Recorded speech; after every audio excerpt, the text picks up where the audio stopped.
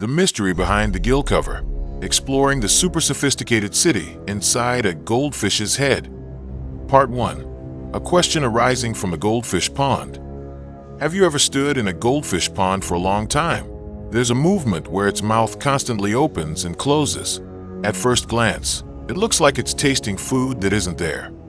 It's breathing. It's sipping water, extracting the oxygen dissolved in it. Hidden beneath it is an organ that is key to underwater life. That organ is the gill. Today, we'll discuss each of the mysteries we discovered. Part 2. The giant red curtain, the key to efficiency. Imagine being able to shrink and swim with the current of water entering a goldfish's mouth. After passing through the mouth cavity, you will enter a large corridor.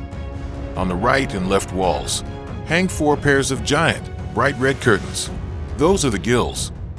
However, as you get closer, the curtains are not a single piece of cloth.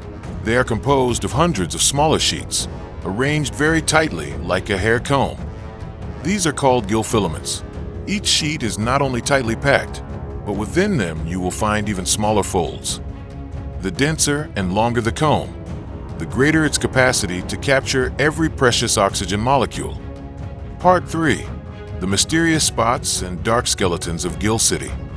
We've certainly seen the perfectly shaped spheres of various sizes scattered at the beginning of the video at 10.7 seconds. Are they fat or oil on the fins or gill tissue? Yes, those spheres are fat cells, adipocytes. Their presence here makes perfect sense. This organ, which works non-stop 24 hours a day, requires instant energy reserves stored in the form of fat droplets. However, a far more intriguing mystery is the main framework of the filaments themselves. Along each comb sheet, there is a structure that looks like neatly arranged bones in a blackish-brown color. That is the supporting cartilage. Why is it like that? Just imagine, the water current constantly hits the very thin gill sheets. Without a rigid yet flexible internal framework, the sheets would collapse, curl, and stick together. This cartilage is the main support pillar. Its blackish-brown color is not without reason. This tissue is denser and absorbs dyes more strongly when observed under a microscope. Its function is absolute, namely to ensure that each gill sheet stands upright and maintains the perfect distance from each other, so that water can flow between them without obstruction. Part 4. Protective membrane, the coating architect. Now, take a closer look at the dart bones. It is covered by thin membranes that vary in color, from pale brown, light brown, to dark brown. Why is there a membrane covering this frame? This is the epithelial tissue and perichondrium, the living layers that enclose every structure in the body. Its function is very crucial. This membrane is the first defense against pathogens or foreign particles that manage to enter.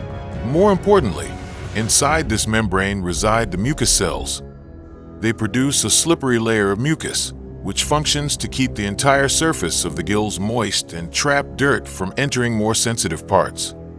So, this membrane with shades of brown is not just a passive wrapping, but a life-protecting shield that is actively working. Part 5. Advanced defense fences and filters. In 2 different locations, we'll find structures that look similar at first glance, but have very different functions. First, at the very beginning of the gill arch, there's a row of hard, neatly arranged spines with pointed tips facing upwards at 130. These structures are called gill rakers. Their function is a food filtering system. When a goldfish takes a sip of water filled with plankton, mud, or debris, these spines act as the primary filter. They prevent food particles from being washed away and escaping through the gill slits. Food is retained in the mouth to be swallowed, while clean water passes through the gills. This is a highly efficient mechanism for separating water and food in one motion. So, what do you see as long, standing upright rails on the gill filaments at 3 minutes and 11.1 seconds? These are the secondary lamellae. If the filaments are like a giant comb, then the secondary lamellae are the ultrafine teeth, arranged perpendicularly on top of them. Like a perfectly neat row of fences, this is the most important and ingenious structure of the entire system. Each of these fences is a fold of ultra-thin tissue. Its inner walls are densely packed with blood capillaries. Their function is to maximize surface area. With thousands of these fences on each filament, the total surface area where blood and water can meet is as vast as possible, allowing oxygen diffusion to occur in the blink of an eye. Part 6. Support posts between thin fences. Within that one fence or secondary lamella, the space between the walls is not empty. It is filled with flowing blood. In this blood-filled space, there are special cells that act as pillars or support pillars called pillar cells. They stand upright, connecting one lamella wall to another, like poles in a tent. This is what we see as a membrane stretching between the fences as at 5 minutes and 6.6 seconds. Part 7. Journey's End, a symphony inside a goldfish's head. Now, let's look again at the goldfish in the pond. The movement of his mouth opening and closing no longer looks simple.